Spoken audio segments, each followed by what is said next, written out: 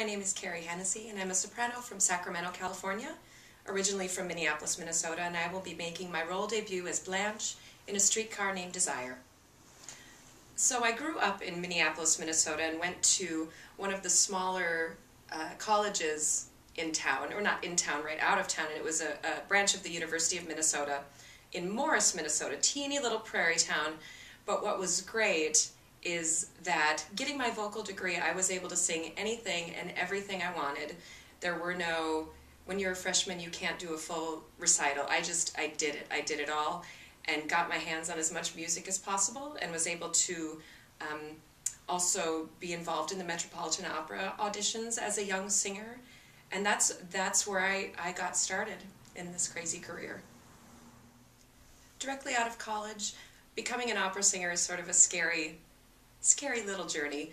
So what happened with me is that I was lucky enough to have some really great contacts in the business just from doing the Metropolitan Opera auditions, and I was able to go to the Chicago Lyric Opera and do some coachings, and Richard Perlman was very kind to me, and Mignon Dunn was one of the people that judged me in the Metropolitan Opera auditions as well, and they were very kind to me in giving me advice. The thing was, I didn't have a support system to really support this kind of career that I wasn't really ready for, and decided at that point it was best I take a break and go back into the working world to see what the rest of the world was like and see what came of it from there.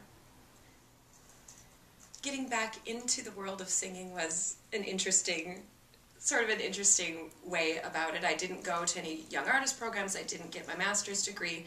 What I ended up doing was working with a composer in Minneapolis who was writing music for the Guthrie. He was writing music for the Children's Theater Company in Minneapolis, and he started writing music for me. It was one of those ways to get back into singing without worrying about any sort of preconceived notions about what the music needed to be.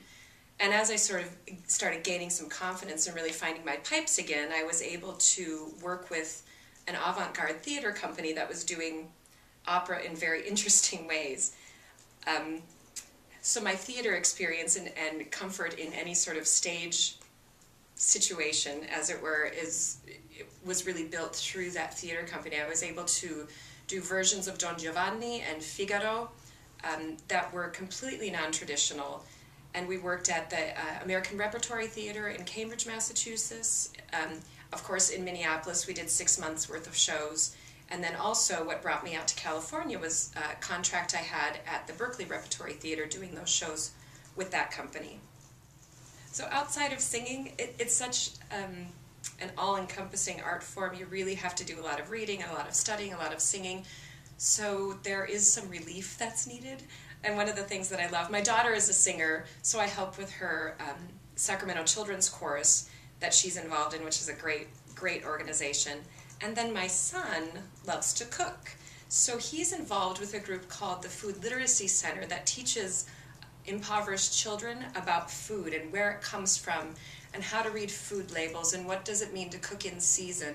And he works with these young kids and has such a great time mentoring them and working all over the place doing food demos at the state fair, at the Farm to Fork Festival, and I kind of bring him around. He entered a recipe contest, and at one of the big restaurants in town, he had one of his recipes on the menu for a season, which was great. So that's sort of one way that we decompress in our house, is to figure out what's in the fridge and find something wonderful and tasty to make.